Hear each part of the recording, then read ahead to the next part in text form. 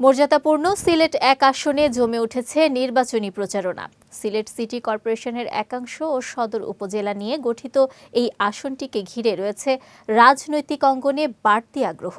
জনশ্রুতি রয়েছে এই আসনে যে দল জয় পায় তারাই সরকার গঠন করে। সিলেট প্রতিনিধি সাইফুর তালুকদারের পাঠানো তথ্যচিত্রে বিস্তারিত ডেস্ক রিপোর্টে।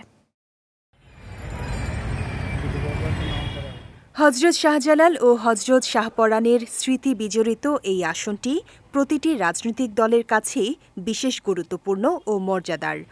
দীর্ঘদিনের প্রচলিত ধারণা অনুযায়ী জাতীয় সংসদ নির্বাচনে এই আসনে যে রাজনৈতিক দল বিজয়ী হয় তারাই সরকার গঠন করে থাকে।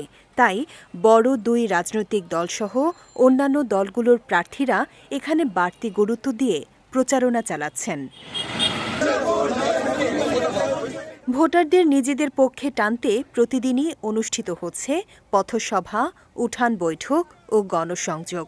প্রার্থীরা তুলে ধরছেন নিজেদের প্রতিশ্রুতি ও পরিকল্পনার কথা। তবে সিলেট এক আসনের ভোটাররা বলছেন ভিন্ন কথা। তাদের প্রত্যাশা, যেসব প্রার্থীর দেশ পরিচালনার পূর্ব অভিজ্ঞতা রয়েছে, যারা দেশের উন্নয়ন নিয়ে সুস্পষ্ট পরিকল্পনা করতে পারেন এবং ধর্মকে রাজনৈতিকভাবে ব্যবহার করবেন না, তাদেরই নির্বাচিত করতে চান তারা। যারা আমাদেরকে নিয়ে সামনে কাজ করতে চায়, তরুণদেরকে নিয়ে সামনে কাজ করতে চায়, আমরা সেই ধরনের রাজনৈতিক দলকে ভোট দিই। ভবিষ্যৎ নিয়ে যারা করে, ভবিষ্যৎ প্রজন্ম নিয়ে যারা চিন্তা ভাবনা করে, তাদের ভোট দেয়।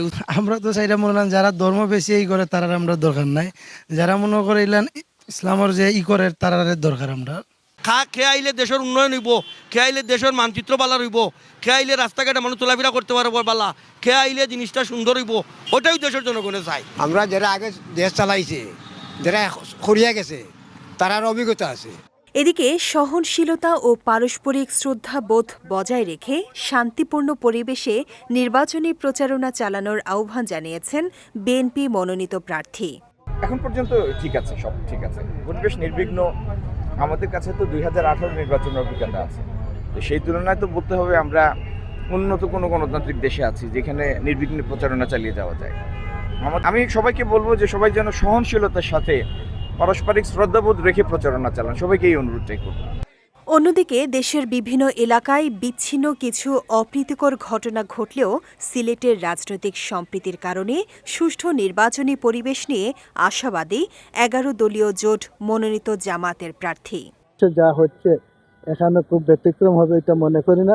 এরপরেও সিলেট ভালো নির্বাচন হওয়ার কথা। সিলেট আমরা একটা সম্প্রীতি দীর্ঘদিন থেকে বজায় রেখে আসছি। আমি আশা করি যারা রাজনৈতিক নেতৃবৃন্দ আছেন ঠিক তাদের কর্মীর মধ্যে এই ধরনের একটা সম্প্রীতি থাকলে অন্তত গোটা দেশে যাই হোক না কেন সিলেটকে একটা সুন্দর নির্বাচন আমরা দিতে পারবো আশা করি।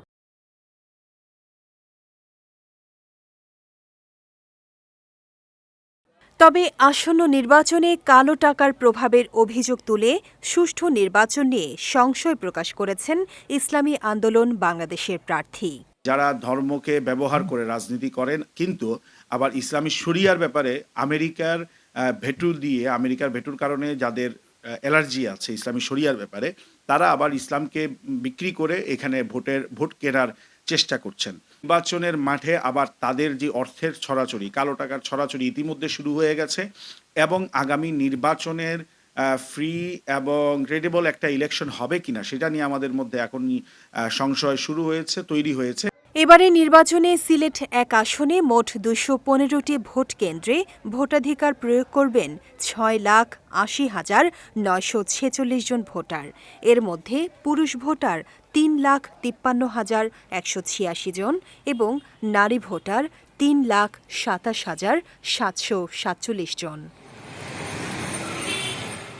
বিজয় টিভি নিউজ ডেস্ক।